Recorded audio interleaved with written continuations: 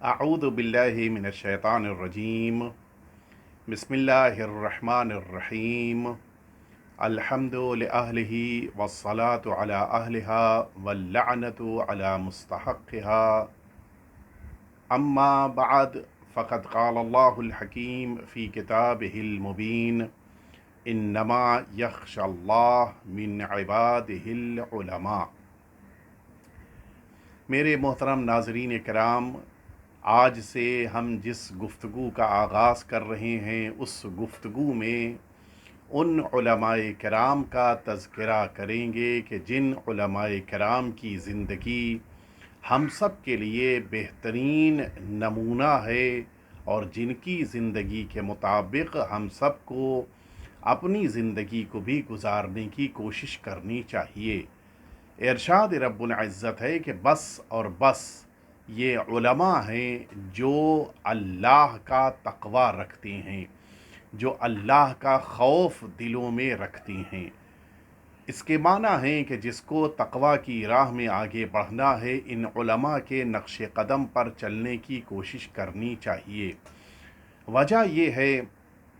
کہ ان علماء نے اہل بیت اطہار کا علم حاصل کیا ہے اور اسی علم کے ذریعے سے وہ ہمیشہ اپنی زندگیوں کو گزارنے کی کوشش کرتی ہیں۔ اس کے معنی ہے کہ اگر ہم بھی اہل بیت اطہار کی زندگی کو گزارنے کی کوشش کریں اور اہل بیت اطہار کے نقش قدم پر چلنا چاہیں تو ہمیں ان علماء کے پیچھے پیچھے چلنا چاہیے۔ میں کوشش کروں گا کہ ان علماء کرام کا تذکرہ آپ حضرات کی خدمت میں پیش کروں جن علماء کرام سے خود حقیر کی ملاقات ہوئی یا بالواسطہ ہی صحیح ان کے بارے میں کوئی واقعہ یا ان کی زندگی کا کوئی پہلو حقیر نے سنا یا دیکھا ہو۔ میں ایک ایسی شخصیت کا آج تذکرہ کرنا چاہتا ہوں کہ جن کا انتقال آج سے 11 سال پہلے یعنی 1430 ہجری قمری میں، یہ اس وقت 1441 ہجری قمری ہے، 1430 ہجری قمری میں جن کا انتقال ہوا 11 سال قبل، میں ان کی زندگی آپ کے سامنے پیش کرنا چاہتا ہوں۔ 96 یعنی 96 ایئرز اس دنیا اور اس روئے زمین پر گزارنے والی وہ عظیم المرتبت شخصیت کے اتنی عمر ہونے کے باوجود دنیا کی مختلف شخصیتیں، دنیا کے مختلف علاقوں سے لوگ ملنے کے لیے آتے تھے اور اس عمر میں ہونے کے باوجود کوشش ہوتی تھی کہ کوئی حکم، کوئی فرمان، کوئی آپ کی طرف سے نصیحت کا پہلو مل جائے تاکہ سننے والا اس پر عمل کرے اور اپنی زندگی کو تبدیل کرے۔ میں عرض کروں آپ کی خدمت میں جن کا ذکر کرنا چاہتا ہوں وہ آیت اللہ العظمیٰ شیخ تقی بہجت علیہ الرحمت والرضوان کی عظیم المرتبت شخصیت، جو اپنی زندگی میں عرفان کے اس مرحلے اور اس رتبے اور درجے پر فائز تھے کہ ساری دنیا آپ کو اس مرحلے اور مسئلے میں اپنا قدوہ، اپنا سب سے عظیم رہبر مانتی تھی اور اس مسئلے میں آپ کے بتائے ہوئے اعمال کو اپنی زندگی میں اختیار کرنے کی کوشش کرتی تھی۔ میں عرض کروں آپ کی خدمت میں معمولی بات نہیں ہے کہ 40 سال تک مسلسل بغیر ناغہ کیے ہوئے بارش ہو رہی ہو تو ہوتی رہے، سخت اور شدید گرمی ہو تب بھی، حتیٰ جس زمانے میں جنگ ہو رہی تھی، بم گر رہے تھے، اس زمانے میں بھی 40 سال تک بین الطلوعین یعنی نماز صبح سے لے کر اذان صبح سے لے کر سورج نکلنے تک کے درمیان ہر روز 40 سال تک آپ جناب معصوم قم صلوات اللہ وسلامہ علیہ کے حرم مطہر میں آئے اور ہر روز آپ نے زیارت کی ہے۔ حقیر نے بھی دیکھا جس زمانے میں یہ شرف ملا کہ میں بھی حوزہ علمیہ قم میں درس حاصل کروں، صبح کے موقع پر جب ہم لوگ حرم میں ہوتے تھے، اپنے مباحثے میں، اپنے درس میں، اپنے مطالعے میں مشغول ہوتے تھے، ہم نے متعدد دفعہ دیکھا، آتے تھے، تشریف لاتے تھے، اپنی نعلین مبارک کو آپ اپنے ساتھ خود لے کر اپنے بغل میں دبا کر آگے بڑھتے تھے، اور ایک خاص جگہ کے اوپر کھڑے ہو کر زیارت پڑھتے تھے، اور پھر آگے بڑھتے تھے اور شہزادی کی اس ذریح اقدس کا بوسہ لے کے آتے تھے۔ ایک مخصوص جگہ تھی جہاں پر 40 سال تک نماز جعفر طیار آپ نے ہر روز وہاں پر پڑھی ہے۔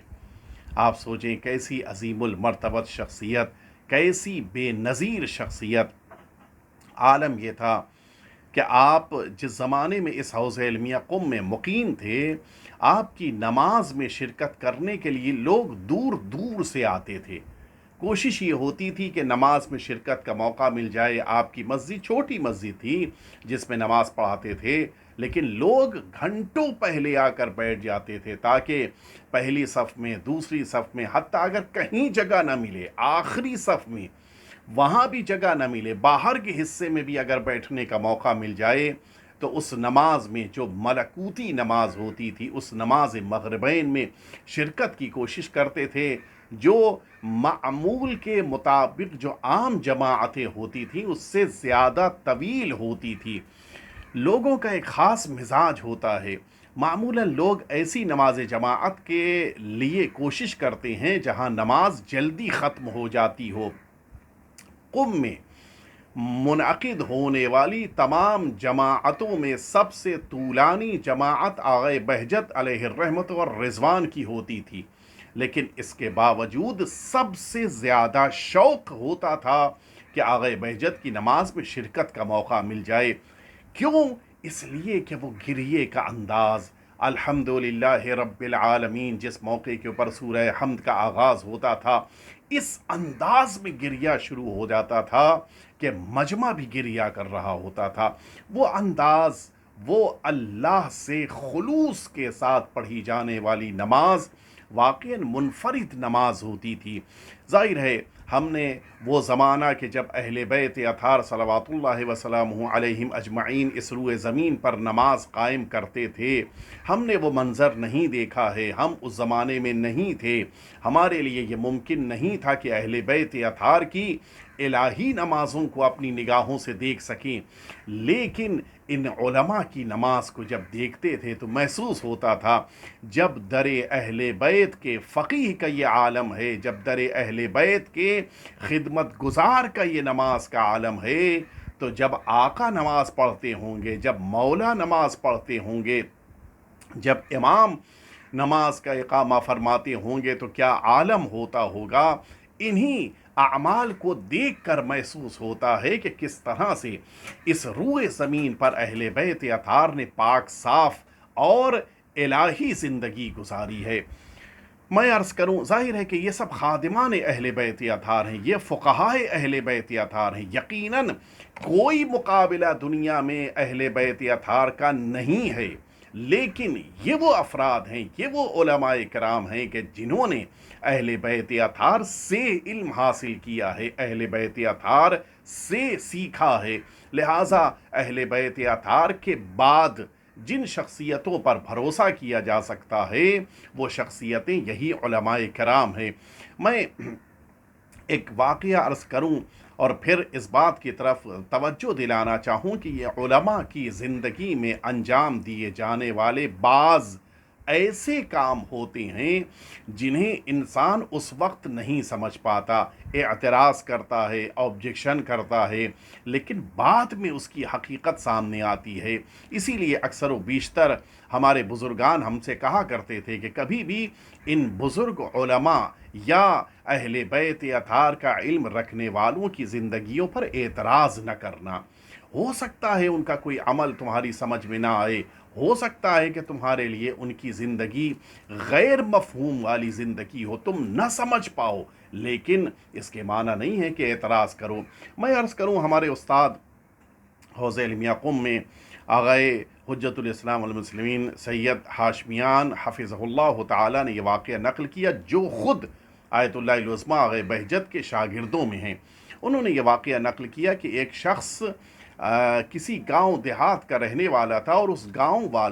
والے یہ سب زیارت کے لیے نکل رہے تھے، قم شہزادی قم یعنی معصومہ قم کی زیارت کے لیے آ رہے تھے۔ اس دیہات میں رہنے والے شخص نے کچھ، اس کے پاس چائے کی پتی تھی، اس نے وہ چائے کی پتی کو ایک پیکٹ میں باندھا، پیک کیا، اور اس قافلے کے حوالے کیا کہ جب قم جانا تو آیت اللہ بہجت حفظہ اللہ کی خدمت میں میری طرف سے یہ گفٹ کر دینا۔ آپ سنیں گے، یہ قافلہ نکلا، اور اس کے بعد یہ متعدد مرحلوں سے گزرتا ہوا کئی دن کے سفر کے بعد یہ قم مقدسہ پہنچا، اور معصومہ قم کی زیارت کر لینے کے بعد یہ لوگ پھر اب ایک دن انہوں نے پلان کیا کہ جا کر آیت اللہ بہجت حفظہ اللہ تعالی سے ملاقات کریں گے۔ یہ سب آئے بہجت کی خدمت میں پہنچے، اور جس موقع کے اوپر وہ چائے کی پتی اس دیہاتی کی طرف سے ان لوگوں نے آغا کی خدمت میں پیش کیا، آغا نے اسے لیا، اور لینے کے بعد گفتگو ہوتی رہی، بقیہ لوگوں کے احوال دریافت کرتے رہے، شہر کے حالات، اطراف کے اور علاقے کے حالات، مؤمنین کے حالات۔ اچانک آیت اللہ بہجت نے اپنی جیب میں ہاتھ ڈالا اور کچھ رقم نکال کے جس شخص نے وہ چائے کی پتی پہنچائی تھی اس کے ہاتھ میں یہ رقم رکھی، اور یہ جملہ فرمایا کہ جب واپس جانا تو جس شخص نے یہ چائے کی پتی دی ہے اس کی خدمت میں میری طرف سے یہ ہدیہ کر دینا۔ معمولاً علماء کرام کبھی کبھی ایسا ہوتا ہے کہ کچھ لوگوں کے لیے خاص حساب رکھتے ہیں، اور کچھ لوگوں کے لیے کچھ نہ کچھ رقم اس طرح کی، لوگ سمجھے کہ شاید جس طرح سے معمولاً مؤمنین کی مدد ہوتی ہے اسی مد میں یہ بھی ایک رقم کے ذریعے سے مدد ہو رہی ہے۔ اس مؤمن نے وہ رقم جیب میں رکھ لی، اور اس کے بعد یہ سب اپنی زیارت میں مصروف رہے، واپس آ گئے مسافر خانہ، اپنی زیارت میں مصروف رہے۔ پھر قم کی زیارت مکمل کر لینے کے بعد تہران کی زیارت، اور پھر شہر رے میں، اور اس کے بعد پھر کافی مدت گزر جانے کے بعد تقریباً 25-30 دن کے بعد جب یہ سب اپنے اس گاؤں پہنچے اور اس مرد مومن کے ہاتھ پر وہ رقم رکھی کہ آغا بہجت نے یہ رقم تمہارے لیے حوض علمیہ قم سے بھجوائی ہے، آپ سنیں گے وہ مرد مومن کے جس کے ہاتھ میں وہ رقم اس دن رکھی گئی، وہ رقم لینے کے بعد شمار کرتا ہے، اور اس کے بعد زارو قطار رونے لگا۔ خیریت، کیوں، کیا ہو گیا، تم اتنا رو رہے ہو؟ اتنی عظیم المرتبہ شخصیت نے تمہارے لیے ہدیہ بھجوایا، تم رو رہے ہو؟ کہا اسی بنا پر میں گریہ کر رہا ہوں۔ آج صبح ہی مجھے اپنے مکان مالک کو رقم ادا کرنی تھی، اور میرے پاس کوئی رقم نہیں تھی، اور میرے مکان مالک نے مجھ سے کچھ رقم کے لیے جو مطالبہ کیا تھا وہ اتنی ہی مقدار کی رقم تھی کہ جو رقم آیت اللہ بہجت نے قم سے مجھے بھجوائی ہے۔ آپ کو تعجب ہوگا، جو رقم آج ضرورت پڑنے والی تھی، جس رقم کی اس مرد مومن کو 20-25 دن پہلے آیت اللہ بہجت نے قم سے اسی رقم کو اس مرد مومن کے لیے بھجوایا تھا۔ یہ انسان جب اہل بیت اطہار کی راہ میں علم حاصل کر کے آگے بڑھتا ہے تو پھر اہل بیت اطہار ہی کی رہنمائی بھی اسے حاصل ہوتی ہے۔ آپ سوچیں، جب ایک مومن کی ضرورت کا خیال اہل بیت اطہار کا فقیہ رکھتا ہے تو ذرا سوچیں کہ یہ فقیہ تو ان لوگوں کا خدمت گزار ہے جن کے اختیار میں کائنات ہے۔ سوچیں کہ جب فقیہ کا یہ حال ہے تو پھر اہل بیت اطہار کا اپنے شیعوں کے لیے کیا حال ہوگا، اہل بیت اطہار کے دل میں اپنے چاہنے والوں کے لیے کیا جذبے ہوں گے۔ اسی لیے انسان مشکلات میں گھر جائے پھر بھی یہ احساس ہمارے دلوں سے ختم نہیں ہونا چاہیے، یا ذرہ برابر کم بھی نہیں ہونا چاہیے کہ اہل بیت اطہار ہمارا خیال رکھتے ہیں، ہماری ضرورتوں پر ان کی توجہ ہے۔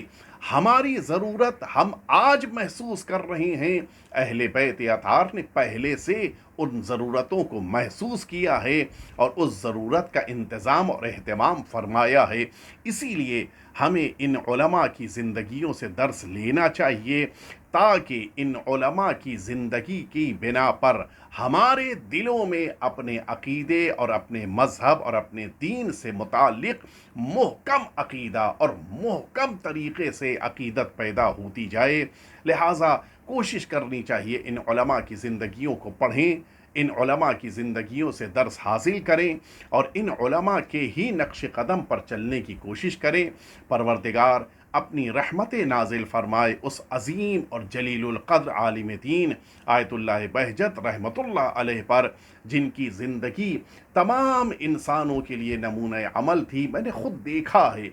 نہ جانے کتنے مؤمنین ہندوستان سے، پاکستان سے، عراق سے، لبنان سے، سیریا سے، نہ جانے کہاں کہاں سے مؤمنین آتے تھے، صرف بس ایک التماس ہوتی تھی کہ آپ کوئی عمل، کوئی ورد، کوئی دعا، کوئی ایسا طریقہ ہم کو سکھا دیجئے کہ ہماری زندگی کامیاب ہو جائے۔ سب کو مختلف چیزیں آیت اللہ بہجت سکھاتے تھے، اور سب سے زیادہ جو تاکید فرماتے تھے وہ اس بات کی تاکید فرماتے تھے کہ جتنا تمہارے پاس علم ہے اس کے مطابق عمل کرنے کی کوشش کرو۔ تم جتنا عمل کرتے جاؤ گے تمہاری زندگی اتنی ہی کامیاب ہوتی جائے گی۔ پروردگار ہمارے ان علماء جو ہمارے درمیان سے آج اٹھ گئے، ان سارے علماء پہ اپنی رحمتیں، اپنی مغفرتیں نازل فرما، اور جو علماء کرام آج ہمارے درمیان ہیں ان سب کو صحت، سلامتی، تندرستی، طول عمر عنایت فرما۔ پروردگار سب سے عظیم دعا تیری بارگاہ میں ہے، ہم سب کے آقا اور مولا سرکار ولی عصر عجل اللہ تعالی فرجہ الشریف کے ظہور پر نور میں تعجیل فرما، اور ہم سب کو حضرت کے خدمت گزاروں میں شمار فرما۔ وصلی اللہ علی سیدنا محمد وآلہ الطیبین الطاہرین۔